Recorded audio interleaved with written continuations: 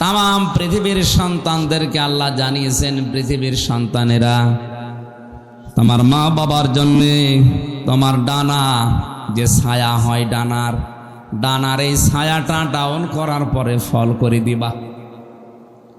আমরা দেখি মানুষের কোনো ডানা নেই, মানুষের আছে বাহু, হাত।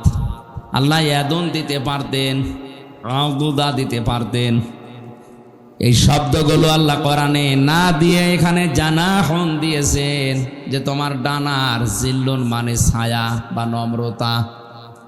তোর ডানার যে ছায়া হয়, এভাবে ডানা ধরবেন, এই যে নিচে একটা ছায়া পড়ছে, আল্লাহ এই ছায়াকে উদাহরণ হিসাবে আমাদের সাথে সেট করেছেন। তোমার হাতের যে ছায়া আছে, ডানার এই ছায়াটা মা বাবার উপরে এভাবে ডাউন করবা, এরপরে ফল করে দিবা। জ্ঞানী মানুষদেরকে আমি লক্ষ্য করার জন্য বলছি, আল্লাহর উদাহরণটা দেখেন, কি একটা চমৎকার উদাহরণ আল্লাহ আমাদের সাথে সেট করলেন। আমাদের যেহেতু ডানা নেই, ডানা আছে পাখির, আল্লাহ পাখির ডানা হাওলাত করে আমাদের লাগিয়ে দিলেন। কেন? কারণ আমাদের এই ডানার ভেতরে নরম কিছু নেই, সবই শক্ত। আল্লাহ হেলিকপ্টারের ডানা, এরোপ্লেনের ডানা, এই ডানাগুলো লাগাতে পারতেন, পাখির ডানা দিলেন কেন? কারণ হেলিকপ্টারের ডানা ডাউন হয় কিন্তু ফল হয় না, ফল হলে আর উঠবে না। আর আমাদের ডানার ভেতরে নরম সেরকম কিছু নেই।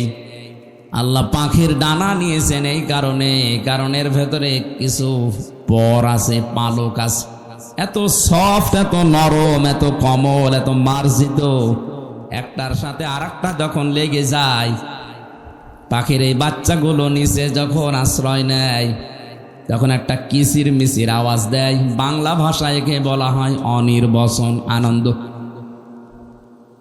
কুড়িগ্রামবাসী এই আলোচনাগুলো আমি সেমিনারে করি, এ কথাগুলো আপনাদের বুঝে আসছে কিনা আমি জানি না।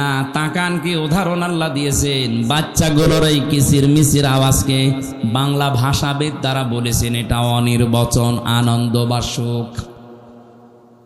পাখির এই বাচ্চাগুলো, মুরগির এই বাচ্চাগুলো মায়ের এই ডানার নিচে এই সফট, নরম, কমল, মোলায়েম এ পাখার নিয়ে আশ্রয় নিয়ে এটাই জানাতে চাই, মা আমাদের ওপরে যতই আক্রমণ হোক, পৃথিবীর কেউ আমাদেরকে আর দেখতে পাবে না, আমরা নিরাপদে আছি। এই জন্য এই আওয়াজটা আমরা দিলাম, আমরা আনন্দে আছি। আল্লাহ পাক মানুষকে জানাতে চেয়েছে, হামজা তোর মা বাবা যতদিন দুনিয়ায় বেঁচে থাকে, তারা যেন মনে করে আমার হামজা থাকতে অন্তত আমাদের আর কোনো চিন্তা নেই। কুড়িগ্রামবাসী, আমার মা বাবা, আপনাদের মা বাবা কি এটা এখন মনে করতে পারছে? বলেন না, পারছে না। কয়েকদিন আগে 6 ভাই বোন মিলে বাবার জমি জায়গা সব লিখে নিয়ে বাবাকে রাস্তায় ছেড়ে দিয়েছে। যা, আল্লাহ যে বললেন তোর মা বাবা যেন মনে করে যে হামজা থাকতে অন্তত এ সিরাজ থাকতে আমার আর যেন কোনো চিন্তা ভাবনা করা না লাগে।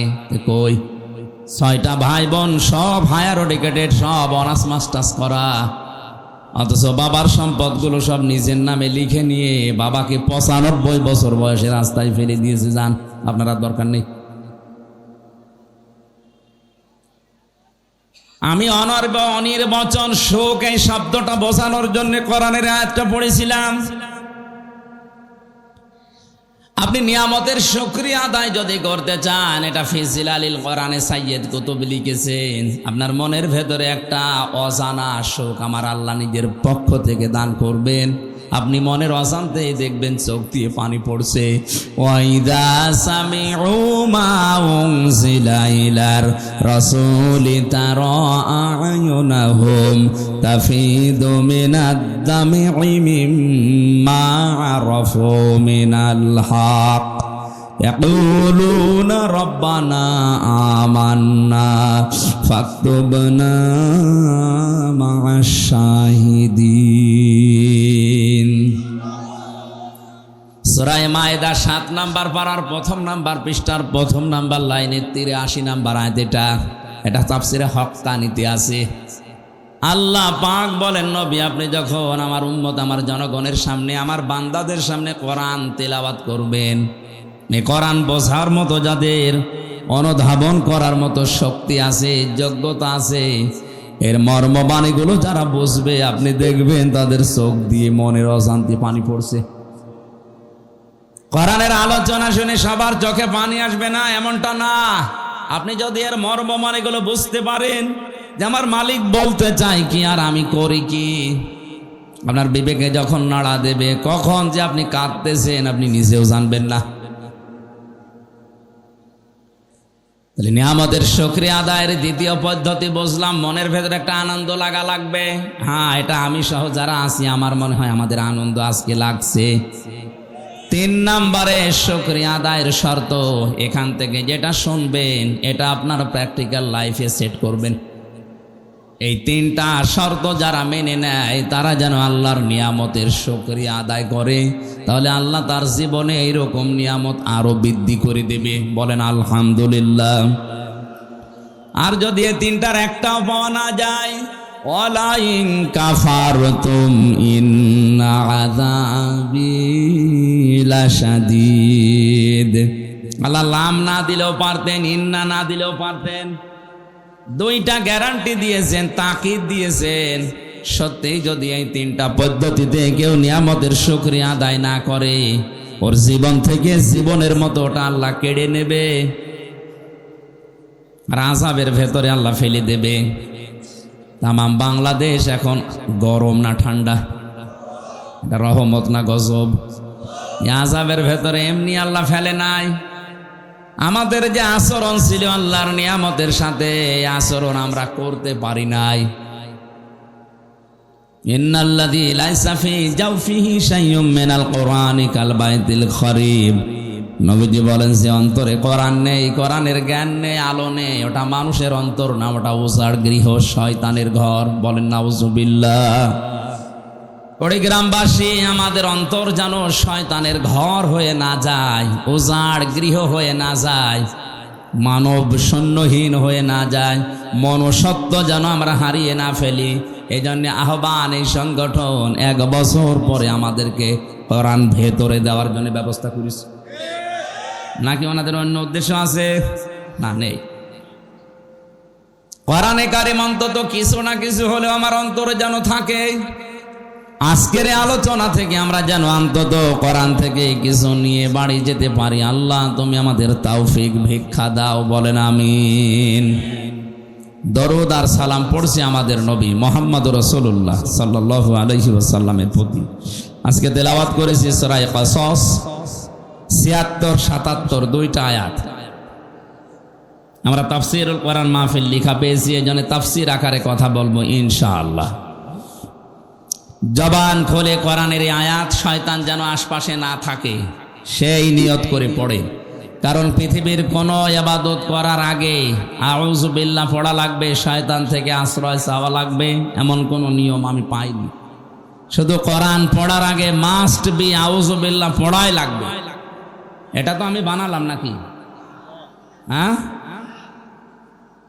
রংপুরবাসী, আল্লাহ পাক কেন কোরআনে কারীম পড়ার আগে আউযু বিল্লাহ পড়তে বলেছেন আমি তাফসীরে আয়াতের দেখেছি।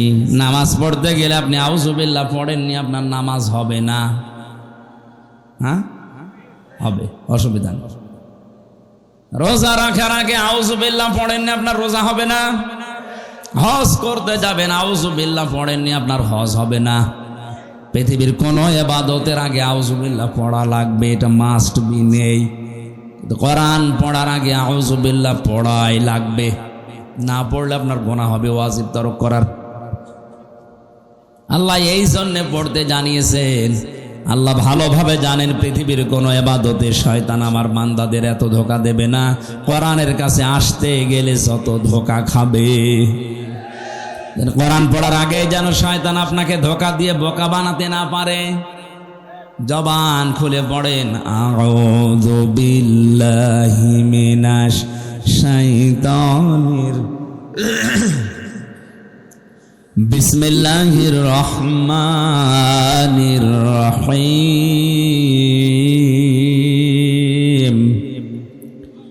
ইন্না কারুনা কানা মিন কওমি ফাবাগা আলাইহিম। সাদাকাল্লাহুল আযীম। এ পর্যন্ত থাক। সূরা কসস, কোন সূরা? কসস মানে ঘটনা সমূহ। 88টা আয়াত আছে, 9টা রুকু আছে। হিজরতের আগে নাজিল হয়েছে, এই জন্যে এটা মাক্কি সূরা। বিশ্বনবী মুহাম্মদুর রাসূলুল্লাহ যেদিন মক্কা থেকে মদিনায় হিজরত করবেন, ওই দিন জোহফা নামক স্থানে বারবার কাবার দিকে তাকাচ্ছিলেন, ডাক দিয়ে বলছিলেন, কাবার মালিক, বড় আশা ছিল কাবার পাশে থেকে ঘরের খেদমত করব, কিন্তু এর নিষ্ঠুর সন্তানেরা আমারে থাকতে দিল না, আমি চলে যাচ্ছি। আল্লাহ পাক ঠিক ওই সময় সূরা কসসের 85 নাম্বার আয়াতটা সহ পুরা কসস সূরাটাই ওই জায়গায় নাজিল করেছেন। এখানে কয়েকটা শিক্ষা বের হয়, ভালোভাবে শুনবেন যেহেতু ক্লাস চলছে। কোরআনে কারীম জানাচ্ছে, ইন্নাল্লাযী ফারাদা আলাইকাল কুরআনা লারাদ্দুকা ইলা মাআদ। আল্লাহ পাক বলেন, হে নবী, কাবার দিকে আপনার চাহনি, আপনার আকাঙ্ক্ষা, আপনার তাকানো দেখে আমি বুঝতে পেরেছি কাবার প্রতি আপনার ভালোবাসা।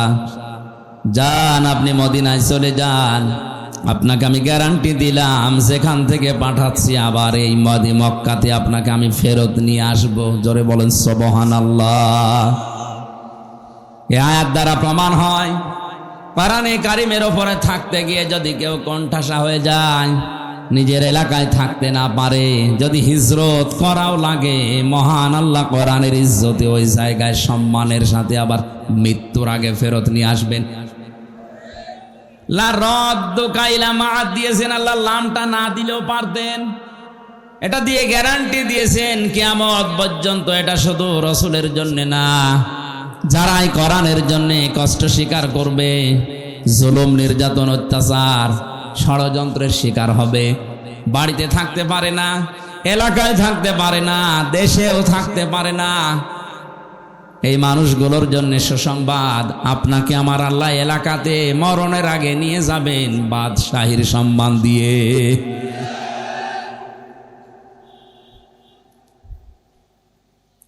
এই আয়াতগুলো নাজিল হওয়ার কারণ আমি 8টা পেয়েছি। তাফসিরে ফি জিলালিল কোরআনে 8টা ভাগে সূরা কসসকে ভাগ করেছে মুফাসসির। আমরা যেখান থেকে পড়েছি এখানে মাত্র একটা ইঙ্গিত দেওয়া আছে শুধু। খুব খেয়াল করে শোনেন, নবী যখন প্রচার করছিলেন কোরআনে কারীম, ওই সময় তাকে মেরে ফেলার জন্যে একটা সিদ্ধান্ত নেওয়া হয়েছিল। দারুন নদওয়ার এই বৈঠকে, তার মানে আবু জেহেলের ওই সময় সংসদ ছিল দারুন নদওয়া। এই সংসদ ভবনে আবু জেহেল 24 জন তার পার্লামেন্টের যে সদস্য আছে তাদেরকে নিয়ে বসে তড়ি ঘড়ি করে সিদ্ধান্ত নিচ্ছিল মুহাম্মদুর রাসূলুল্লাহর ব্যাপারে। সিরিয়া থেকে এক মুরব্বির সুরত নিয়ে শয়তান নিজে ওই বৈঠকে হাজির। এক একজন এক একটা পরামর্শ যখন দিচ্ছিল, খুব ভালো করে মেলাবেন কিন্তু, বিভিন্ন পরামর্শ যখন দেয়, কেউ বলে আবার ওনাকে জেলখানায় পাঠিয়ে দেন, 3 বছর তো বন্দী অবস্থায় ছিল। যেই বলে জেলখানায় আবার পাঠিয়ে দেন, ওই যে মুরব্বি, দাড়ি বড় বড়, জুব্বা গায়ে দিয়ে, পাগড়ি মাথায় দিয়ে, হাতে তসবিহ নিয়ে এক কোনায় বসে আছে, এ মুরব্বি বারবার ভেটো দেয়, কি করবেন ওরে জেলখানায় দিয়ে? 3 বছর রাখার পরে দেখলেন না ওর জনপ্রিয়তা আরো বেড়ে গেছে।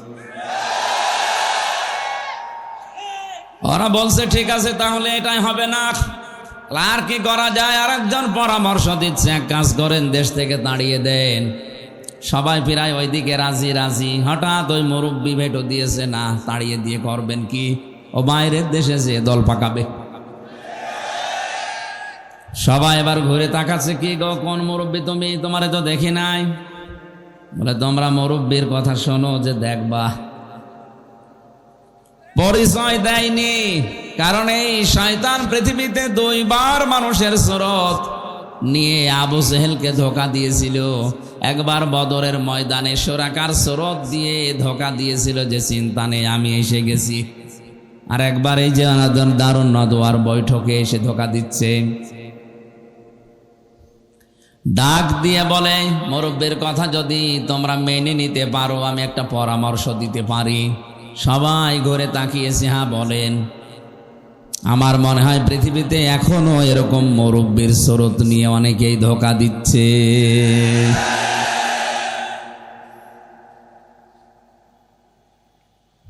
পৃথিবীর কোন জালেমরা এত বড় বড় সিদ্ধান্ত নেয় না, কিন্তু আলেম নামে কিছু জালেম বড় বড় পাগড়ে নিয়ে জব্বা নিয়ে সিরিয়ার এই শয়তানের স্রোত নিয়ে এসে এমন এমন তাক লাগায়, ঢাক দেয়, শেষে জালেমরা পর্যন্ত দিক দাঁড়া হারিয়ে ফেলে। ডাক দিয়ে বলছে তোমরা এক কাজ করো, লোকটারে জেলে দিলেও হবে না, দেশ থেকে তাড়িয়ে দিলেও হবে না, ওর চ্যাপ্টার ক্লোজ করে দাও, মেরে ফেলো। এখানে আমার ইবনে হিশাম বর্ণনা করছে, সিরাত ইবনে হিশাম যিনি লিখেছেন তিনি বলেন এই যে 24 জন যারা বড় বড় নেতা, পার্লামেন্ট সদস্য, এই মুরব্বির কথা শোনার পরে কেউ প্রতিবাদ করে নাই, সবাই নিশ্চুপ। কি বুঝলেন এখান থেকে আপনি বলেন? একটা নিরপরাধ মানুষকে মেরে ফেলার জন্য সিদ্ধান্ত দেওয়া হচ্ছে, অথচ একটা লোকও কথা বলছে না। 1500 বছর আগে শুধু এরকম হয়েছিল, 1500 বছর পরে এখন পৃথিবীতে এরকম হয় না। এটা আমি এ দেশের কথা না, পৃথিবীর 228টা রাষ্ট্র আছে, যে কোনো এক দেশের কথা বলছি। এমনও দেশ আছে বিনা কারণে একজন মানুষকে মেরে ফেলার সিদ্ধান্ত নেওয়া হচ্ছে, অথচ তামাম দেশের মানুষ সব নিশ্চুপ, কিছুই বলে না। আপনি আবার ঠিক বলে এই দেশের নাম মনে করি, আমি বলছি কোন দেশের নাম আমি নিজেও জানি না। বলেন তো যে 24 জন মানুষ নিরপরাধ মানুষকে মেরে ফেলার জন্য একজন সিদ্ধান্ত দিল আর সব নিশ্চুপ, এরা কি মানুষ না জানোয়ার? সবই তো মানুষের সুরত নিয়ে আসে, একটাও কথা বলে না। আমারও মনে হয় মাঝে মাঝে পৃথিবীটা কেমন যেন হয়ে গেল, বিনা কারণে একজনকে বিপদে ফেলে দেয়, বিনা কারণে একজনের জীবন নাশ হয়ে যায়, গুম হয়ে যায়, আর সারা দেশের মানুষ হাঁ করে তাকিয়ে কিচ্ছু বলে না। বিশ্বনবীকে হত্যার জন্য আবু জেহেল সর্বশেষ ঘোষণা দিল 100 লাল উট দেওয়া হবে। ওই জায়গা থেকে দাঁড়িয়েছে একজন, তার নাম ওমর। এ লোকটা দাঁড়িয়ে বলে 100 লাল উট, হ্যাঁ আমি যাচ্ছি। খোলা তরবারি নিয়ে যাচ্ছিল। আমি ইতিহাস বলার জন্য এখানে বসি নাই, ঐতিহাসিক প্রেক্ষাপটটা বললাম। ও শেষ পর্যন্ত নিজে মুসলমান হয়ে গেছে। বাকি যে 24 জন ওখানে বসেছিল, ওই যে মুরব্বি এবার সিদ্ধান্ত নিয়েছে, যাকে পাঠালে সে তো ফেল করেছে, কাজ করো, ওভাবে হবে না। এই 24 জনের ভেতর থেকে এক একজন গোত্র থেকে, এক একজনের বংশ থেকে এক একজন যুবককে রেডি করো, সবাইকে পাঠিয়ে দাও মোহাম্মদের ঘরে আজ রাতের বেলা। 24 জন মিলে মারবে, তাহলে কেউ কারো উপরে দোষ চাপাতে পারবে না। আজ পৃথিবীতে ইমানদারদের বিপদে ফেলার জন্যে এ শয়তানের স্রোত নিয়ে অনেকেই বিভিন্ন জায়গায় বসে বসে ধোঁকা দিয়ে বোকা বানিয়ে অনেক আলেমকে জেলখানায় পর্যন্ত পাঠাচ্ছে। যারা দায়িত্বে আছে ওদের অত দায় পড়ে নাই যে আমির হামজাকে 3 বছর জেলে রাখা লাগবে না। এর মতো কিছু মৌলবী বিশাল জব্বা গায়ে দিয়ে যে কানের কাছে মুখ নিয়ে বলে আর কত, আটকে রাখতে পারেন না নাকি বেশি বলে ফেললাম? শেষ পর্যন্ত ওরা 24 জন মিলে রাসূলুল্লাহর ঘরের চারিদিকে দাঁড়িয়ে আছে। প্রতিটি কথা থেকে আপনি দেখবেন একটা একটা করে শিক্ষা আমি নিয়ে আসবো ইনশাআল্লাহ। চারিদিকে ওরা দাঁড়িয়ে আছে, মুহাম্মদুর রাসূলুল্লাহ জিবরাইল এসে বলে, হে রাসূল, আপনার চারিদিকে ওরা দাঁড়িয়ে আছে খোলা তরবারি নিয়ে, আপনি ওঠেন, সূরা ইয়াসিনের কয়েকটা আয়াত তেলাওয়াত করে এক মুষ্টি বালু হাতে নেন, সামনের দিকে শুধু ফিকে মারেন, বাকি যা করার আল্লাহর কুদরত করবে। নবীজি সূরা ইয়াসিনের আয়াত তেলাওয়াত করলেন, ইন্না জাআলনা ফি আ'নাকিহিম আগলালান ফাহিয়া ইলাল আযকানি ফাহুম মুকমাহুন ওয়া জাআলনা মিন বাইনি আইদিহিম সাদ্দাও ওয়া মিন খালফিহিম সাদ্দান ফাআগশাইনাহুম ফাহুম লা ইউবসিরুন। বলেন আল্লাহু আকবার। শুধু সামনের দিকে ফিকে মেরেছিলেন, চারিদিকে কাফেরদের চোখে পৌঁছিয়ে দিয়েছে আমার আল্লাহর কুদরত। ওই আল্লাহর কুদরত এখনো দুনিয়ায় আছে না নেই? নবীজি নিজের জামাই হযরতে আলীকে ডাক দিলেন, বললেন, এই যে টোপলা বাঁধা আছে ছোট ছোট করে, যারা আমাকে হত্যার জন্য এসেছে ওদের এই টোপলাগুলো আমানত। আমি যদি এখন এগুলো নিয়ে পালিয়ে যাই তাহলে আমার আলামিন নামের কলঙ্ক হবে। কোন নামের? আরো জোরে। ওরা আমাকে আলামিন নাম দিয়েছে, আর সাদিক নাম দিয়েছে। এখন যদি এগুলো নিয়ে আমি পালিয়ে চলে যাই রাতের আধারে, আমার আলামিন নামের কলঙ্ক হয়ে যাবে। সুতরাং তুমি আমার বিছানার উপরে আমার চাদর গায়ে দিয়ে মোড়া দিয়ে শুয়ে পড়ো, বাকি যা করার আমি তোমারে বলি।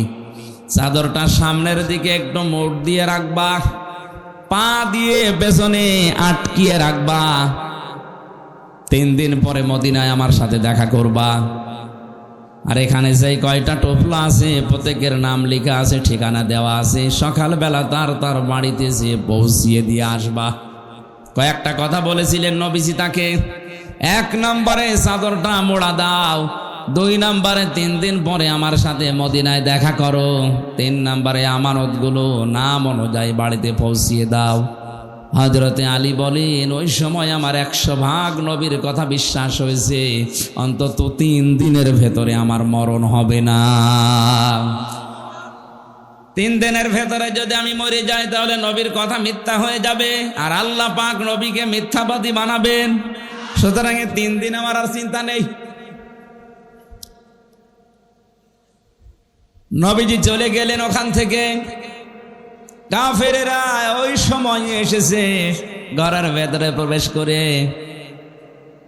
বিছানার উপরে তাকে দেখে বলে, তো পাওয়া গেছে। একজন বলে দাও কোপ, আর একজন বলে দাঁড়াও দেখি। পাওয়া যখন গেছে তখন শান্তি নিয়ে মারা যাবে, আগে মুখটা দেখি। চাদর নিয়ে টানাটানি করে। হযরতে আলী বলে, নবীজি আমাকে বলেছিল হাত দিয়ে শুধু শক্ত করে ধরে রাখবা। আমি ধরে রেখেছিলাম, ওরা 24 জন মিলে টানাটানি করে, চাদর ধস্তাধস্তি করে, খুলতে পারে না। আমার মনে হচ্ছিল তামাম দুনিয়ার সব যুবকেরা যদি আজকে আমার চাদর ধরে টানাটানি করে, খোলা সম্ভব না। কি শক্তি আমার আল্লাহ আমার এই হাতের ভেতরে যেন দিয়ে দিয়েছেন। আমি মনে মনে ভাবছিলাম আমি ধস্তাধস্তি করতে থাকবো যতক্ষণ ওরা আমাকে মেরে ফেলার সিদ্ধান্ত না নেয়। কারণ আমি যতক্ষণ সময় ক্ষেপণ করব, ওদিকে আমার আল্লাহর নবী 2 পা হলেও মদিনার দিকে এগিয়ে যাবে। ও বাংলার মুসলমানেরা, নবীজি আজকে নেই, বিশ্ব নবীর ওয়ারিস আছে, তাদেরকে সামনের দিকে এগিয়ে দেওয়ার জন্যে যদি এরকম কারো সাথে ধস্তাধস্তি করা লাগে, সময় ক্ষেপণ করবেন, আশা থাকবে নবীর ওয়ারিসরা 2 পা হলেও দেশে এগিয়ে যাবে। কথা কি বললাম আপনি না বুঝলেও এ বুঝেছে? এই কথা বলছেন? আপনার হয়তো ওই রকম ক্ষমতা নেই। বাতিল যখনই আসবে, রাম আর বামরা যখনই বিভিন্ন স্রোত নিয়ে আসবে আলেমদের বিপক্ষে অবস্থান নেওয়ার জন্যে, আপনি ধস্তাধস্তি করে হলেও, নড়াচড়া করে হলেও সময় ক্ষেপণ করবেন, বাধা দেবেন যেন আলেমরা একটু এগিয়ে যেতে পারে। হযরতে আলী বলেন, যখন ওরা আমাকে মেরে ফেলার সিদ্ধান্ত নিয়ে ফেলেছে যে না আর দরকার নেই, তখন আমি ছেড়ে দিলাম। আমার মুখটা দেখার পরে গরম দেয় কে? কোথায় মোহাম্মদ? তুমি এখানে কেন? বললাম তোমাদের এত কথার জবাব দেওয়ার জন্য আমি এখানে শুয়ে পড়ি নাই, শুয়ে আছি একটা কারণে। ওই যে টোপলাগুলো দেখতে পাও তোমাদের আমানত রাখা আছে, যার যারটা আমি তার কাছে পৌঁছিয়ে দেব। ও বাংলার মুসলমানেরা, কি বুঝলেন এখান থেকে? শুধু শোনা না, যেই নবীর জীবন মরণ নিয়ে টানাটানি, নিজের জামাইকে যিনি মৃত্যুর বিছানায় রেখে যাচ্ছে, তারপরেও যেন আমানতের দায়িত্ব নষ্ট না হয়। আজ বাংলার 1628 জন মানুষ দায়িত্বে আছেন। কোরআনের মাহফিলে কসম করে বলতে পারি, এই 1628 জন মানুষ যদি হযরতে আলীর এই অনুভূতি নিয়ে আপনি দায়িত্ব পালন করেন, আল্লাহর কসম এ দেশটা একটা মিনি জান্নাত হয়ে যাবে। কেউ এই দেশের সম্পদ নিয়ে আর বেগম পাড়া বানাবে না, কারণ এটা আপনার সম্পদ না। এদেশের কোনো মানুষের ক্ষমতা নেই নিজের পয়সা উপায় করে বেগম পাড়া বানানো। এটা সব জনগণের সম্পদ। এটা তো আমানত হিসাবে আপনি পেয়েছেন। আমানতের দায়িত্বটা যদি আপনি পালন করতে পারতেন, সত্যি কথা বলছি, কারো জন্য ব্যাংকের টাকা কেউ ফ্রিজে রেখে দেয়, কেউ বালিশের ভেতরে রেখে দেয়।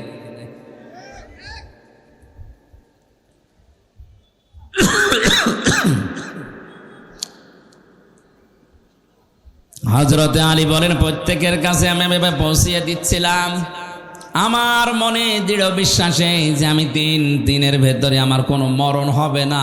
বিশ্ব নবীর কথা আমারে মদিনায় সাক্ষাৎ করাই লাগবে, এ সুযোগ আল্লাহ আমারে দেবেন। নবীজি ওখান থেকে বের হয়ে আবু বকরের বাড়িতে ডাক দিলেন, আসসালামু আলাইকুম ইয়া আবা বকর। সঙ্গে সঙ্গে ভেতর থেকে জবাব দিয়েছে, লাব্বাইক ওয়া সাদাইক ইয়া রাসূলুল্লাহ।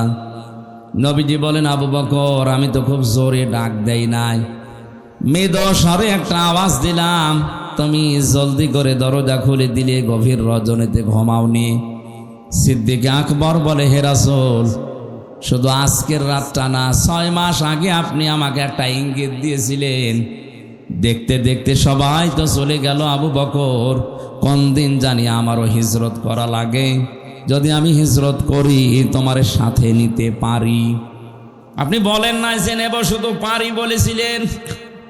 ওই দিন থেকে শুরু করে আমি 2টা বিষয় লক্ষ্য করে রেখেছি।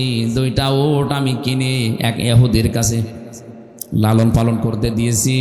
2 নাম্বার, ওই দিন আমি নিজে আমার টোপলা বেঁধে দরজার সাথে পেট লাগিয়েছি, কখন আল্লাহর নবী আমার একটা ডাক দেয়। 6টা মাস আমি ঘুমিয়েছি শুধু হেলান দিয়ে দরজার সাথে।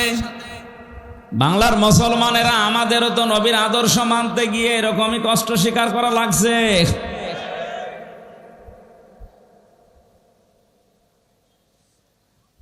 বিশ্বনবী হযরতে আবু বকরকে সাথে নিলেন।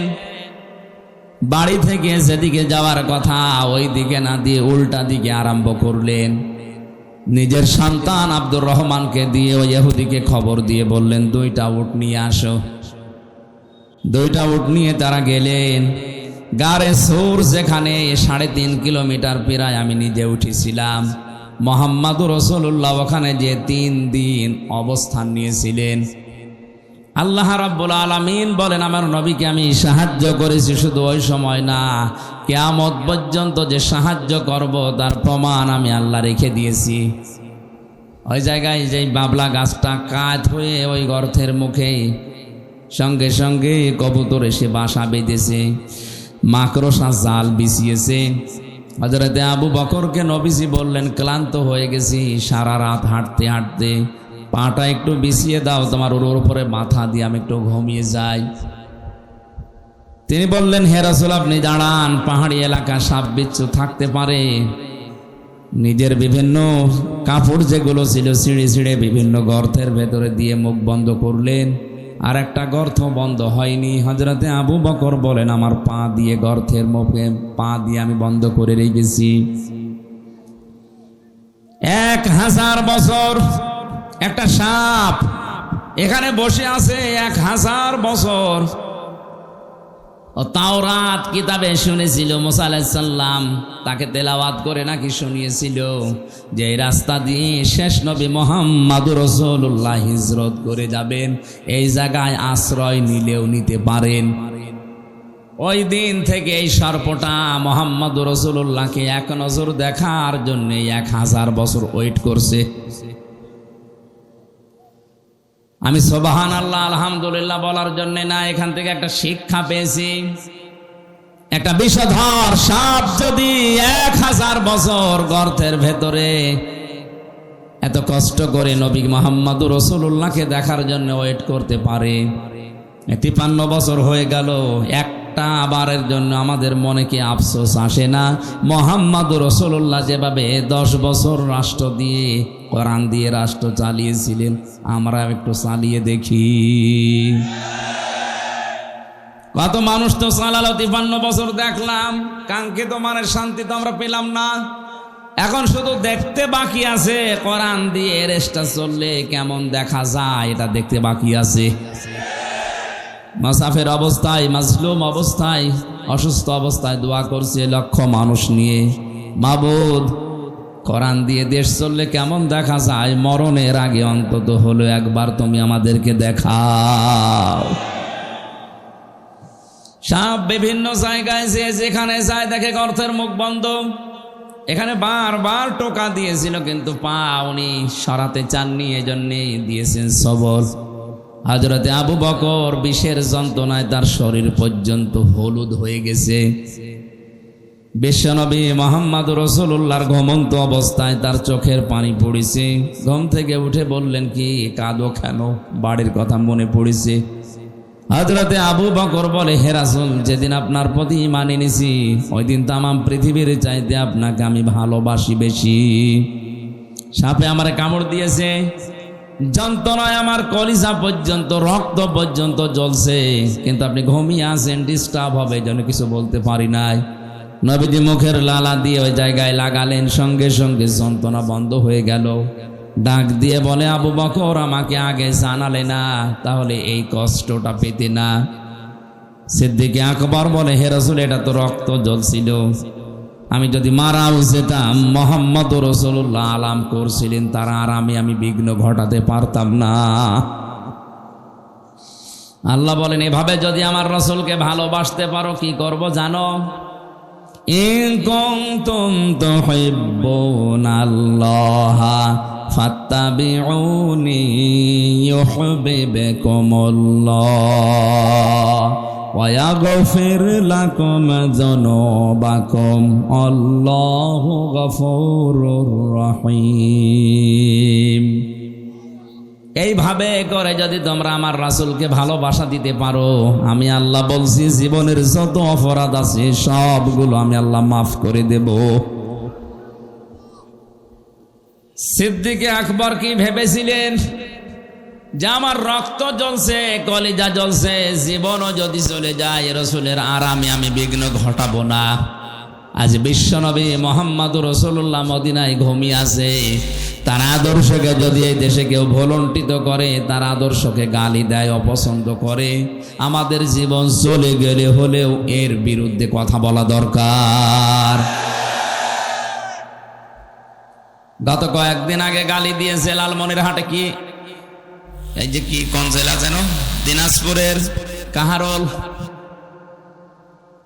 এক অমুসলিম, আমি নাম নিলাম না, উনি মুহাম্মদুর রাসূলুল্লাহকে শেষ পর্যন্ত গালি দিয়ে ফেলেছে।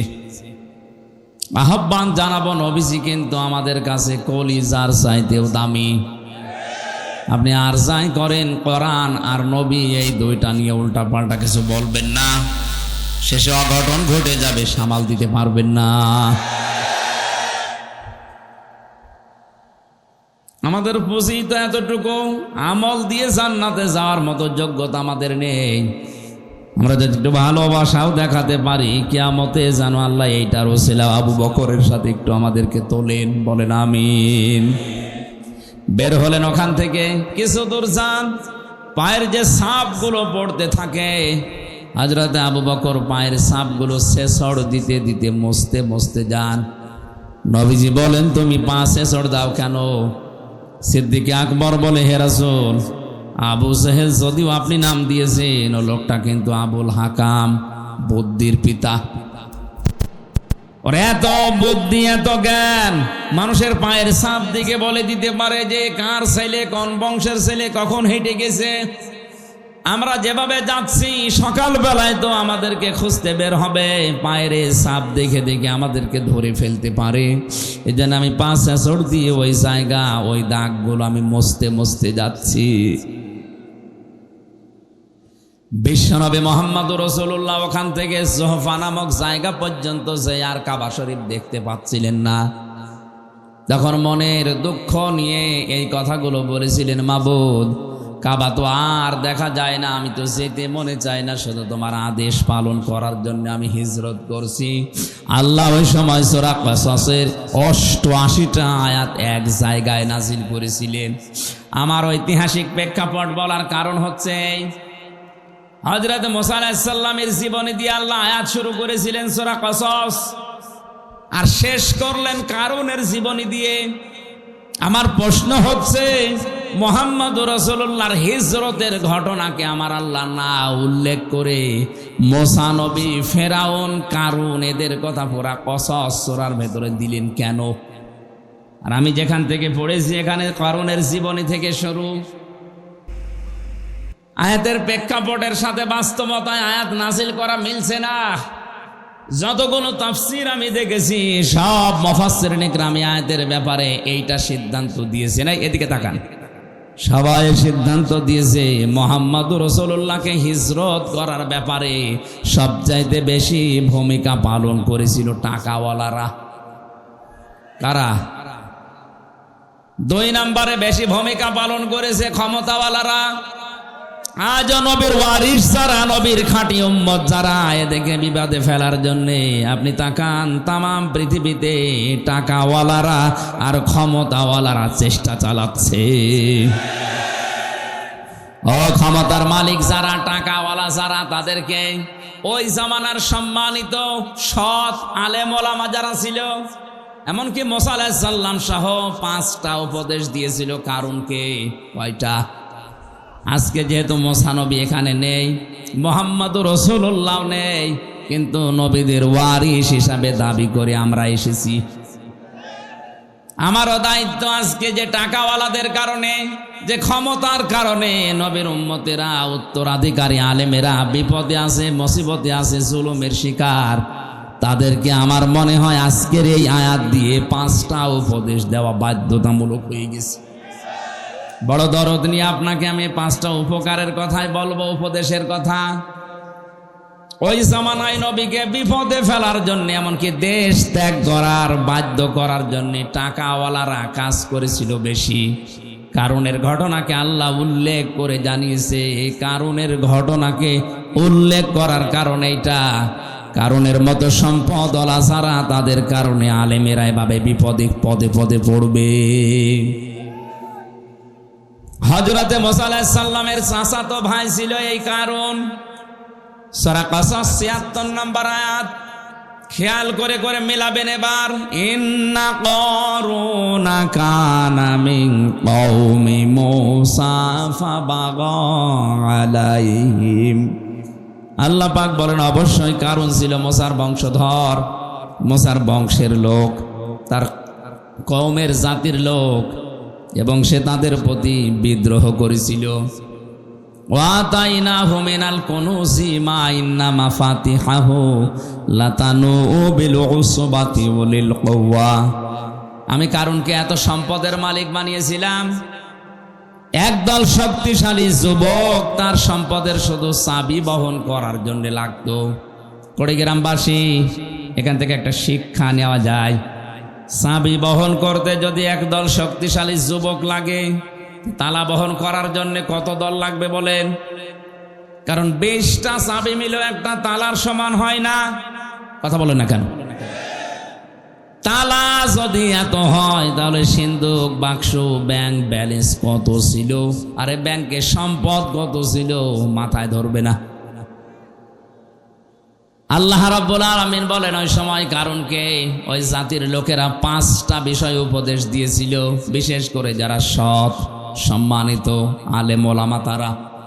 আজও জাতির ভেতরে যারা টাকাওয়ালা মানুষ আছেন, আপনার টাকা কোন কাজে ব্যয় হচ্ছে আপনাকে আমি কোরআনে কারিম দিয়ে 5টা বিষয় উপদেশ দিচ্ছি, ভালো করে মিলাবেন।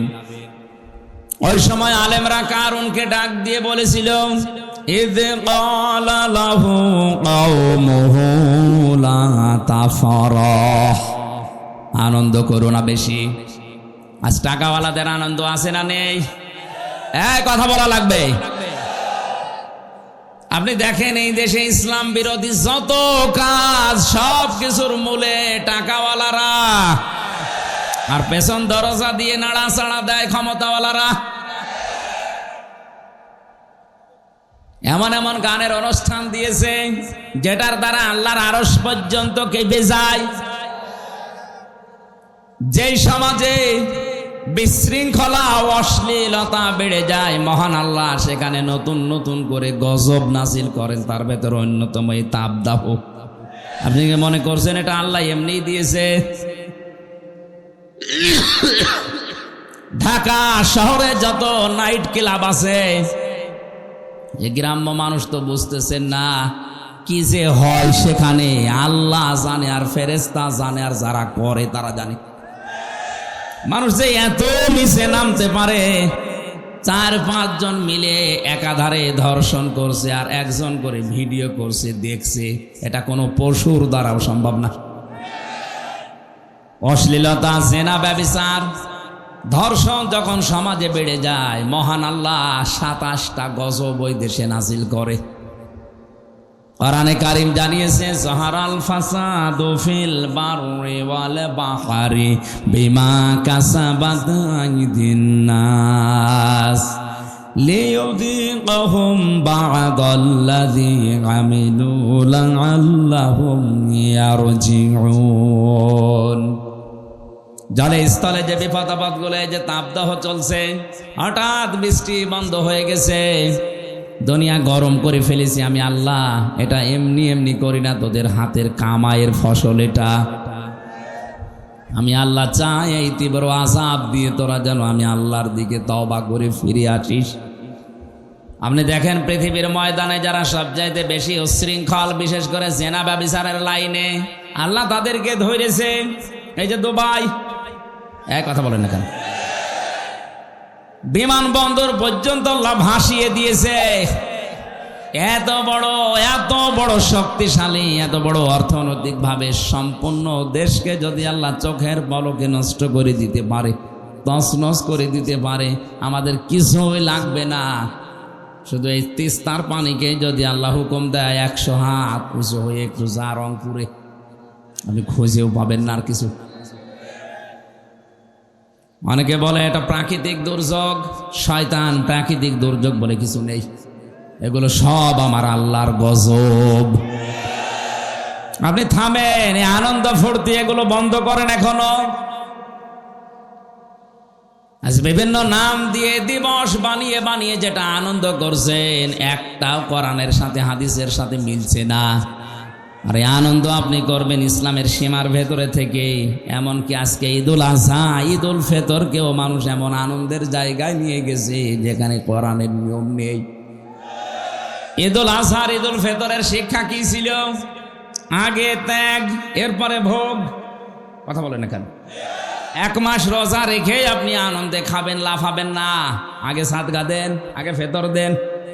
ওইটা দিয়ে গরিব মানুষেরা সেমাই কিনবে, চিনি কিনবে, খাবার কিনবে, ওর বাচ্চারা আনন্দ করবে, উল্লাস করবে, খুশি হবে। ওইটা দেখে আপনি খুশি হবেন। আপনি আগে শুধু খাবেন, আবার হবে না। ঈদুল আজহাতেও তা, কোরবানি জবাই করে নিজে আগে খেয়ে মরবেন না, আগে জবাই করে গোশত গরিবকে দিয়ে আসেন। গরিব মানুষেরা খাবে, আনন্দ করবে, হাসবে, ওদের হাসি দেখে এরপরে আপনি খাবার খাবেন। কথা বলেন না কেন? ইসলামের তো দিবস ছিল মাত্র এই 2টা, আগে ত্যাগ, এরপরে ভোগ। আপনি বলেন তো এই 2টা দিবস বাদ দিয়ে যত দিবস এই বাংলাদেশে এখন চলছে, সে যে নামেই হোক, আমি নাম নিলাম না, আন্তর্জাতিক সাম্রাজ্যবাদী যারা আমাদের পকেটের টাকাগুলো একদিকে ছিনিয়ে নেওয়ার জন্য নতুন নতুন দিবস বানিয়েছে, আর একদিকে আমাদেরকে বিশৃঙ্খলা ও শৃঙ্খলা যৌনতায় ভাসিয়ে দেওয়ার জন্য ব্যবস্থা করে দিয়েছে। আমি আবার বলছি, ঈদুল আজহা ঈদুল ফিতর বাদ দিয়ে দুনিয়ায় এমন কোন দিবস আপনি পাবেন না যেখানে আগে ত্যাগ এরপরে ভোগ, আগে ভোগ এরপরে ত্যাগ। কথা বলেন না কেন? 14ই ফেব্রুয়ারি পালন করে মানুষ, বলেন না কেন? এর ভেতরে কি আগে ত্যাগের পরে ভোগ? না, আগে ভোগ করবেন তারপরে ত্যাগ করবেন। এছাড়া আমাদের উচিত হচ্ছে যে দিবসের সাথে কোরআনের হাদিসের এবং বাস্তবতার মিল নেই, ওইটা পালন করে আমরা নিজেদের সম্পদগুলো আনন্দ করতে যে নষ্ট করব না। এটা যেহেতু রেকর্ড হচ্ছে সারা বাংলাদেশে, কালকে ছড়িয়ে যাবে। বড় বড় ধনী যারা আছেন, টাকার মালিক, কোরআনে হাদিসে আমি পেয়েছি 3টা জিনিস মানুষকে সবচাইতে বেশি ধ্বংস করেছে দুনিয়ায়। 1 নম্বরে টাকা, 2 নম্বরে ক্ষমতা, 3 নম্বরে নারী। আমি সহ যারাই শুনলাম প্রত্যেকে যেন এই 3টা বিষয়ের ব্যাপারে সেন্সিটিভ থাকি, সিনসিয়ার থাকি, সতর্ক থাকি। আমাদেরকে যেন আমাদের সম্পদ, আমাদের ক্ষমতা আমাদেরকে যেন নারীতে জাহান্নামে নিয়ে যেতে না পারে। বলেন আমিন। দুনিয়াতে যত মানুষ ধ্বংস হওয়ার পেছনে টাকা আর ক্ষমতা যত মানুষকে নষ্ট করেছে, পৃথিবীর কোনো জিনিস এত বেশি মানুষকে নষ্ট করতে পারে নাই। যেন এই 2টার মালিক যারা, তারা কিন্তু আরো বেশি সতর্ক থাকবেন। টাকা পেলে আপনি আনন্দ করবেন না। নবীজি জানিয়েছেন কিয়ামতে আল্লাহ প্রতিটি মানুষকে নিজের সামনে দাঁড় করাবেন। মা তাসালু কদামা বানি আদম আদি ইয়াউমাল কিয়ামাতি হাত্তা ইসালান 50 আন উমরিহি ফিমা আফনা ওয়া আন শাবাবিহি ফিমা আবলা ওয়া আমালিহি মিন আইনা ইকতাসাবাহু ওয়া ফিমা আনফাকাহু ওয়া আন ইলমিহি মাযা আমিলা ফিহি মুত্তাফাকুন আলাই। রংপুরবাসী প্রতিটি মানুষকে আল্লাহ নিজের সামনে দাঁড় করাবে। এভাবে দাঁড়া, 5টা প্রশ্নের জবাব দেওয়া লাগবে তোরে। নবীজি বলেন, জবাব যদি সঠিকভাবে দিতে না পারে, ও সামনেও যাবে না, পেছনেও যাবে না, জায়গায় দাঁড়িয়ে থাকবে।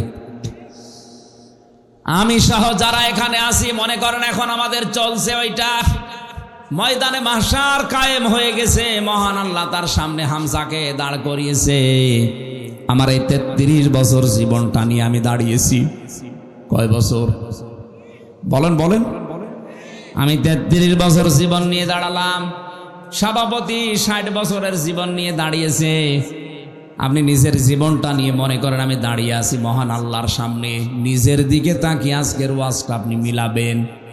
আল্লাহ যদি জিজ্ঞাসা করে, হামজা এই সারাটা জীবন কি করলি বলতো, আপনি কি মনে করেন আমি 33 বছরের জবাব সঠিকভাবে দিতে পারবো? না। আমি একা থাকলে আমার মাঝে মাঝে মনে হয়, আল্লাহ পাক যদি বলে হামজা কিয়ামতের ময়দানে 2024 সালের এপ্রিল মাসের 30 তারিখ পর্যন্ত তোরে মাফ করে দিলাম, শুধু মে মাসের 1 থেকে এই যে 5 তারিখ, আজকে 1 থেকে 4 তারিখে 4 দিনের হিসাব দিয়ে তুই জান্নাতে চলে যা। আমার তো এই 4 দিনের হিসাব সঠিকভাবে দেওয়া সম্ভব না। আপনারা পারবেন না? আপনারা পারবেন। এখানে শব্দটা ছিল আন উমরিহি ফিমা আফনা।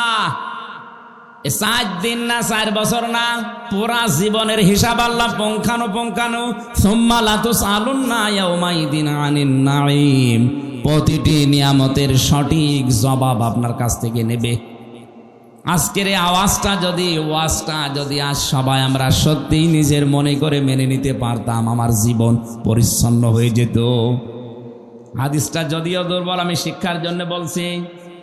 খলিফাতুল মুসলিমিন হযরত ওমর ইন্তেকালের 12 বছর পর তার সন্তান আব্দুল্লাহ স্বপ্নে দেখলেন বাবা যেন সুন্দর কাপড় পরে ভেজা নিয়ে গোসল করে আসতেছে বাড়ির দিকে। ডাক দিয়ে বলে, বাবা কোথায় ছিলেন? 12 বছর আপনাকে আমি দেখি নাই। হযরত ওমর বলে, সন্তান আমার 12টা বছর দুনিয়ার জীবন আমি ছেড়েছি, এই 12 বছর মহান আল্লাহর কাছে আমার জীবনের হিসাব দিচ্ছিলাম, শেষ পর্যন্ত মহান আল্লাহ আমাকে মাফ করে দিয়েছে। আমি সেই দিন পঞ্চগড়ে একটা মাহফিল ছিল, ঠাকুরগাঁও রানী শঙ্কর, ওখানে বিচার ব্যবস্থার উপরে কথা বলতে গিয়ে বলেছিলাম, মহান রব্বুল ইজ্জাত কিয়ামতে যে বিচার ব্যবস্থা সাজাবেন, 3টা পদ্ধতিতে আল্লাহ বিচার করবেন। কয়টা? বলেন বলেন। আল্লাহর বিচার ব্যবস্থায় কোনো অবিচারের লেশ মাত্র নেই, আছে?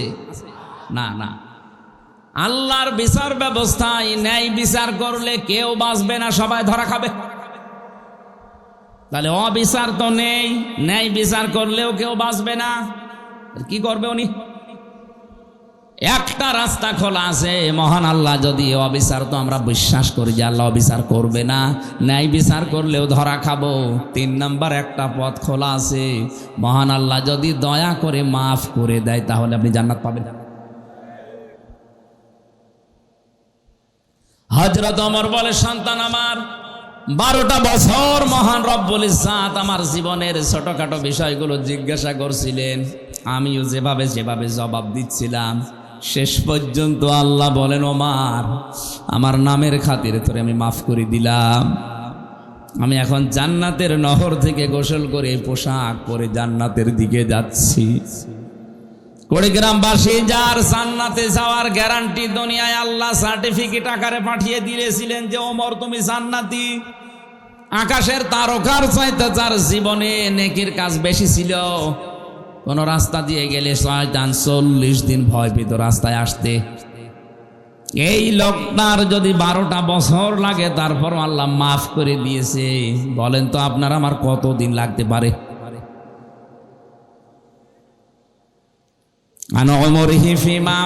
কি করে কাটালি সারাটা জীবন বল আমার সামনে দাঁড়িয়ে। 2 নম্বরে তোকে একটা যৌবন কাল দিয়েছিলাম, 15 থেকে 45, এই যৌবন কালটা কি করে কাটিয়েছিস বল। আমার মনে হয় এই প্রশ্নের জবাবে 100 জনের 98 জন ধরা খাবে। কথা বলেন না কেন? আরো যেন ধরা খায় সেই ব্যবস্থা অনেকে ষড়যন্ত্র করে দিচ্ছে। নয়তো শিক্ষা ব্যবস্থায় কোরআনে কারিম বাদ দিয়ে কেন আজে বাজে জিনিস ঢোকানো হবে? শরীফ থেকে শরীফা হওয়ার গল্প দিয়েছেন আপনি, আপনাকে বাস্তবতা বোঝেন ওটা কি হচ্ছে। ওটা যদি শুধুমাত্র সিলেবাস পর্যন্ত থাকতো, কসম আল্লাহর আপনাকে আমি সতর্ক করার জন্য কিচ্ছু বলতাম না, কিন্তু বিষয়টা এমন জায়গায় 10 বছর পরে গড়াবে। সকালবেলা আপনি বলেন যে আমি শরীফ, বিকালে বলছেন না আমার কেমন যেন শরীফা শরীফা লাগছে। আরে ভাই, আল্লাহ যাকে সে জাতি বানিয়েছে কিয়ামত পর্যন্ত চেষ্টা করেও তাকে নারীকে আপনি পুরুষ বানাতে পারবেন না, কারণ সে ম্যাচিং পত্রই তো নেই। কথা বলছেন না কেন? আপনি নিজেই বলছেন না আমার কেমন যেন লাগছে, আমি এখন আর শরীফ নেই, আমি শরীফা হয়ে গেছি। আপনি শরীফা হয়ে গেছেন আমি মানলাম, কিন্তু শরীফা হয়ে গেছি এই কথা বলে আপনি স্থির থাকবেন? বিকালেই তো বলবেন আমি যেহেতু শরীফা, আমারে তাহলে মহিলা হোস্টেলে সিট দেন। কি আপনি সিট নিয়ে কি করবেন? ওখানে আমার মেয়ে আছে, আমার বোন আছে, আমার ফুফু আছে। এক কথা বলছেন এখন। আপনি মাল যতই বলেন আমি শরীফা, আপনি আসলে কি? এক কথা বলেন না কেন? ওখানে যে আমার মেয়ে, আমার ফুফু, আমার বোন আছে, আপনি ঠিক থাকবেন? একজন বলছে হুজুর যুবক যুবতী এক জায়গায় ঘুমানো যায় যাচ্ছে, কিন্তু তো ঘুমাবে না। ঘুমাবে? আপনি শরীফ থেকে শরীফা হয়ে ঘুমাবেন? সেটা আমার সামনে আমার মেয়ে যারও সন্তান পেটে নিয়ে ঘুরবে, আমি কিছু বলতে পারবো না। আমাদের যৌবন বয়সের হিসাব যেন দিতে না পারি। অনেকে শিক্ষা ব্যবস্থায় উল্টা পাল্টা জিনিস ঢুকি আমাদের নষ্ট করার পায়তারা করছে। আমি নিচে নামলাম না, এরপরেও যদি বলেন হুজুর আমি কিছুই বুঝি না, এদিকে আসেন, ঝোড়ে কোদাল দিয়ে বোঝাচ্ছে আপনারে।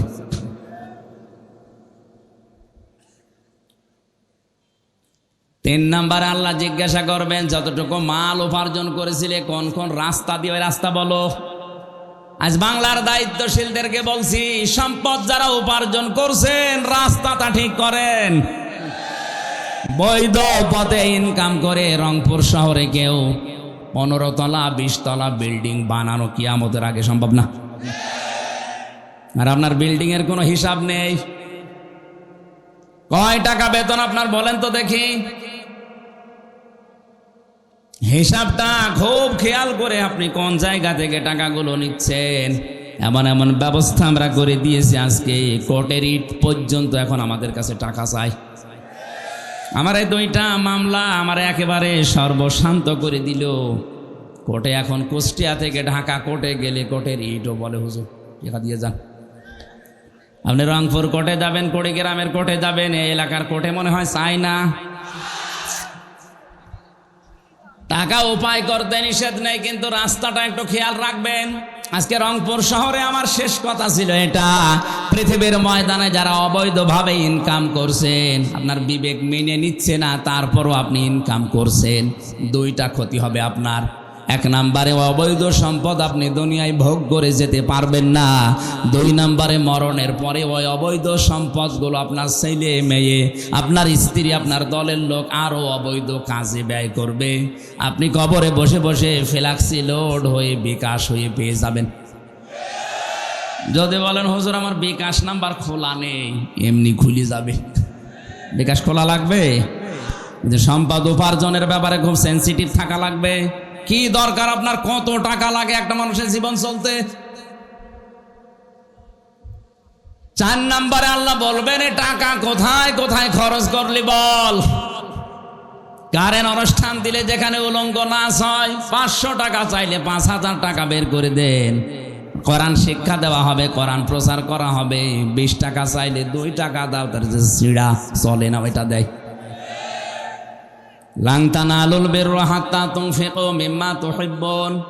আল্লাহ পাক বলেন, অতক্ষণ পর্যন্ত নেকি পাবা না যতক্ষণ তোমার মহব্বতের জিনিস আমি আল্লাহর জন্য না দেবে। এজন্য সম্পদ উপার্জন করা এবং কোথায় কোথায় খরচ করছেন, যেখানে সেখানে আনন্দের জন্য দিয়ে দিলেই হবে না। সম্পদওয়ালারা এখানে একটু খেয়াল করে দেবেন। 5 নম্বরে যতটুকু জানতে তার উপরে কতটুকু মানতে, এইটা বলো। সম্পদওয়ালাদের প্রতি আমার প্রধান উপদেশ, 1 নম্বরে আপনি আনন্দ করবেন, কিন্তু ইসলামের ভেতরে থেকে। 2 নম্বরে আল্লাহ পাক বলেন, অবতাগি ফীমা আতাকাল্লাহুদ দারাল আখিরাহ। ও বাংলাদেশের সম্পদওয়ালারা, টাকা পয়সা আল্লাহ দিয়েছে, এটা নিয়ামত মনে করে আখিরাতের ঘর তৈরি করেন। আমি আকিস গ্রুপে চাকরি করতাম, এদেশের 3 নাম্বার ধনী তারা। আমি যতদিন ছিলাম আমার ওই মালিককে আমি মাঝে মাঝে বলতাম, আপনাকে আল্লাহ বহু টাকা দিয়েছে, কত টাকা আছে আপনি নিজেও জানেন না। কাজ করেন, এই টাকাগুলো দিয়ে আখিরাতের ঘর তৈরি করেন, কাজে লাগবে। আর ওনারা ভালো ভালো অনেক কাজে ব্যয়ও করত। টাকাওয়ালা যারাই আছেন, আপনার টাকা দিয়ে যেন আখিরাতের ঘর তৈরি হয়। 3 নম্বরে ওয়ালা তানসা নাসিবাকা মিনাদ দুনিয়া। আল্লাহ পাক বলেন, হ্যাঁ তোমার নিজের অংশ ভুলে যেও না। আপনি দান করতে করতে ফকির হয়ে যাবেন, এটা আল্লাহ চাইনি। যার যে স্ট্যাটাস তাকে ওই অনুযায়ী চলা লাগবে। রংপুরের যিনি মেয়র আজকে ছিল আমার সাথে, উনি ঢাকা থেকে রংপুরে নেমেছে, ওখান থেকে ওনার বাড়ি মনে করেন 2 কিলোমিটার দূরে। উনি হেঁটে বাড়ি যাবে, ওনার জন্য জায়েজ নেই। কারণ ওনার যে টাকা আছে, ওনার ওই টাকা বৈধভাবে ব্যয় করার জন্য অনেক অটোওয়ালা, রিক্সাওয়ালা জায়েজ কাজে দাঁড়িয়ে আছে। তাদেরকে 50টা টাকা দিয়ে আপনি বাড়ি পর্যন্ত যান, ওর ওই 50 টাকা দিয়ে ওর ব্যবসা, ওর সংসার চালাবে। আর আপনি এখান থেকে 50 টাকা ওকে দিয়ে আপনি সঠিকভাবে বাড়ি পৌঁছাতে পারবেন। এখন যদি বলেন না আমি হেঁটে বাড়ি যাব, আপনার জন্য জায়েজ নেই। হেঁটে বাড়ি যাওয়া জায়েজ আছে তার জন্য যার কাছে কিছু নেই। ওয়ালা তানসা নাসিবাকা মিনাদ দুনিয়া। দুনিয়ার যে অংশ, এইটা পেতে আপনি ভুল করবেন না, এটা আপনি সঠিকভাবে চালান। তাহলে এখান থেকে শিক্ষা কি? যার যে স্ট্যাটাস, যার যে যোগ্যতা, যার যে জায়গা, ওই জায়গায় সে যেন সঠিকভাবে চলে। আমি আমির হামজা, আমারে আল্লাহ যা দিয়েছে, আমার বাবারে যা দিয়েছে, আমি যদি এখন 20 টাকা গজের কাপড় পরি আমার জন্য জায়েজ নেই। আমার পরা লাগবে কমপক্ষে 250, 300, 500 টাকার গজের কাপড়, কারণ ওই যোগ্যতা আল্লাহ আমার এখন দিয়েছে। কথা বলেন না কেন? এমনও ধনী মানুষ আছে 25 টাকা গজের কাপড় কিয়ামতের আগ পর্যন্ত পরবে। কৃপণ হওয়া যাবে না। যে সম্পদ আল্লাহ দিয়েছে, যে অংশ দুনিয়ায় দিয়েছে, ওইটা আপনি ভোগ করতে পারেন জায়েজ ভাবে, কোনো অসুবিধা নেই। এক লোক বউকে বলছে আমি নামাজে যাব, আমার টুপিটা একটু ময়লা পরিষ্কার করে দাও। বউ কেচে দিয়েছে টুপি পরিষ্কার করার জন্যে, কিন্তু ওই দিন আর সূর্য ওঠে নাই, রোদ নেই, এই জন্য টুপি আর শুকায় না। চিন্তা করছে ভেজা টুপি মাথায় দিয়ে গেলে মাথা আমার ঠান্ডা লেগে যাবে। স্ত্রী কাজ করছিল চুলার উপরে, ও টুপিটা এভাবে ধরেছে যেন শুকিয়ে যায়, আল্লাহর ইশারা হাত থেকে পড়ে আগুন লেগে গেছে। টুপির ওই ছাই তুলে কুলি করছে, দাঁত মাজার পর পানিগুলো যখন কুলি করে ফেলে দেয়, বলছে আল্লাহ টাকাগুলো আমি পানিতে ফেললাম। টাকা পানিতে ফেলিস। কৃপণতা করা যাবে না। যার যে অংশ আছে দুনিয়ায় ওইটা আপনি পালন করেন, পান ভোগ করেন, অসুবিধা নেই। অবতাগি ফিমা ওয়াহসিন কামা আহসানাল্লাহু ইলাইকা। আল্লাহ পাক 4 নম্বরে উপদেশ দিয়েছেন ওই আলেমদের দ্বারা, ওই দেশের ধনীদেরকে, তুমি ইহসান করো হে কারণ, তুমি ইহসান করো হে কারণ। হে টাকাওয়ালারা, তোমার প্রতি আল্লাহ যেভাবে দয়া দেখিয়েছেন, কিছুই ছিল না, তোমার এই পর্যায়ে আল্লাহ নিয়ে নিছে। সুতরাং তোমার এই সম্পদগুলো দিয়ে তুমি ইহসান করবা মানুষের প্রতি, যেভাবে আল্লাহ দয়া দেখিয়েছেন তোমার প্রতি। আজ বাংলাদেশে আমরা যারা টাকাওয়ালা আছি, ক্ষমতাওয়ালা আছি, আমাদেরকে ইহসান গুলো আল্লাহ পাক যেভাবে করেছেন, আমরা ক্ষমতা দিয়ে, টাকা দিয়ে যদি অন্যান্য সৃষ্টির প্রতি এভাবে দয়া দেখাতে পারি, কিয়ামতে মহান আল্লাহ আমার 70টা অপরাধ ঢেকে রাখবে, গোপন করে রাখবেন। এ সুযোগটা আল্লাহ টাকাওয়ালাদের, সম্পদওয়ালাদের এবং ক্ষমতাওয়ালাদের দিয়েছেন। এটা পেলে আপনি একেবারে মন মতো যা ইচ্ছা তাই করবেন না।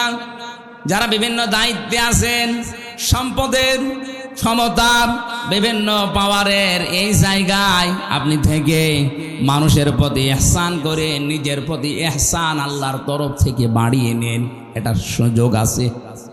একটা মানুষের অপরাধ যদি আপনি জানা শোনার পরেও যেভাবেই হোক গোপন করে তারে বাঁচিয়ে দিতে পারেন, মহান আল্লাহ কিয়ামতে আপনার 70টা দোষ গোপন করে বাঁচিয়ে দেবেন। বলেন আমিন। অবতাগি ফিমা ওয়ালা তাহসিন কামা আহসানাল্লাহু ইলাইকা ওয়ালা তাবগিল ফাসাদা ফিল আরদ। জমিনে বিশৃঙ্খলা তৈরি করা যাবে না। আমরা দেখছি এই দেশে যত বিশৃঙ্খলা করার জন্য চেষ্টা চালাচ্ছে, পেছনে সব টাকাওয়ালাদের অবদান। আপনার টাকা দিয়ে যেন কোনো বিশৃঙ্খল কাজ না হয়, উশৃঙ্খল কাজ না হয়, এটা আপনি হিসাব করে দুনিয়া চলবেন। ইন্নাল্লাহা লা ইউহিব্বুল মুফসিদিন। কোন সন্ত্রাসীকে আমার আল্লাহ পছন্দ করে না, ভালোবাসে না। এজন্য সন্ত্রাস যারা সৃষ্টি করছেন, বাংলাদেশ তো ভালোই ঠান্ডা হয়ে গেছে, ভালোই চলছে, হঠাৎ এই দেশটাকে গরম করার জন্য যারা উঠে পড়ে লেগেছেন তারা থামেন। কারণ যারা বিশৃঙ্খলা করে, সন্ত্রাস তৈরি করে, মানুষের ভেতরে ত্রাস সৃষ্টি করতে চায়, তাদেরকে আল্লাহ পছন্দ করে না। আল্লাহ যদি কাউকে পছন্দ না করে জান্নাত দেবেন। বলেন বলেন। আল্লাহ আমাকে সহ যারা এসেছি এই 5টা উপদেশ, বিশেষ করে ক্ষমতাওয়ালা, টাকাওয়ালাদেরকে মেনে নেওয়ার তৌফিক দেন। বলেন আমিন।